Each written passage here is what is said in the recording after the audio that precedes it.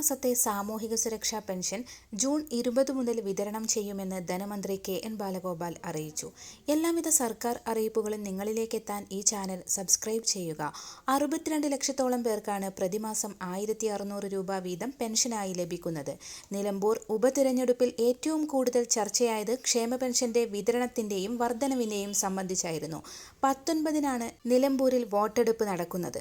അതിന്റെ തൊട്ടടുത്ത ദിവസം മുതൽ പെൻഷൻ വിതരണം ആരംഭിക്കുമെന്നാണ് ധനമന്ത്രി അറിയിച്ചിരിക്കുന്നത്. കേന്ദ്ര സർക്കാർ കേരളത്തിനു മേൽ ഏർപ്പെടുത്തിയ കടുത്ത സാമ്പത്തിക ഉപരോധത്തിലും സാധാരണക്കാരുടെ ക്ഷേമകാര്യങ്ങളിൽ അതീവ ശ്രദ്ധയോടെയുള്ള സമീപനമാണ് സർക്കാർ സ്വീകരിക്കുന്നതെന്ന് മന്ത്രി വ്യക്തമാക്കി. ജൂൺ മാസത്തിൽ സാമൂഹിക ക്ഷേമ പെൻഷൻ കൈപ്പറ്റുന്നവർക്ക് 1600 രൂപ വീതമാണ് ലഭിക്കുക.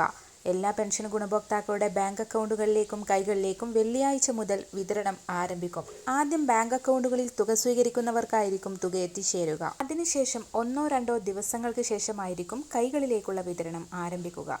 രണ്ടാം പിണറായി സർക്കാരിന്റെ 4 വർഷ കാലയളവിൽ 38,500 കോടി രൂപയോളമാണ് സാമൂഹിക സുരക്ഷാ പെൻഷൻ നൽകാനായി ആകെ നൽകിയത്. സാമൂഹിക പെൻഷൻ ഗുണഭോക്താക്കൾക്ക് മസ്റ്ററിംഗ് സംബന്ധിച്ച ഉത്തരവും ഈ മാസം ഇറങ്ങിയിട്ടുണ്ട്. ജൂൺ മാസം 25 മുതൽ ഓഗസ്റ്റ് 24 വരെയാണ് സമയം അനുവദിച്ചിട്ടുള്ളത്.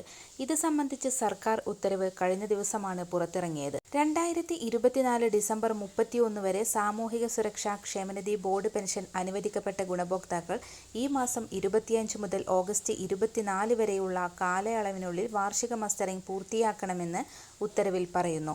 മസ്റ്ററിംഗിനുള്ള അംഗീകൃത സർവീസ് ചാർജ് ഗുണഭോക്താക്കൾ തന്നെ അക്ഷയ സെന്ററിന് നൽകണമെന്ന് ഉത്തരവിൽ പറയുന്നു. 30 രൂപയാണ് ഫീസ് ഈടാക്കുന്നത്. വീടുകളിലെത്തി മസ്റ്ററിംഗ് ചെയ്യാൻ 50 രൂപയും ഫീസ് ഈടാക്കുന്നുണ്ട്. എല്ലാവിധ സർക്കാർ അറിയിപ്പുകളും തുടർന്നും നിങ്ങളിലേക്ക് എത്താൻ ഈ ചാനൽ സബ്സ്ക്രൈബ് ചെയ്യുക.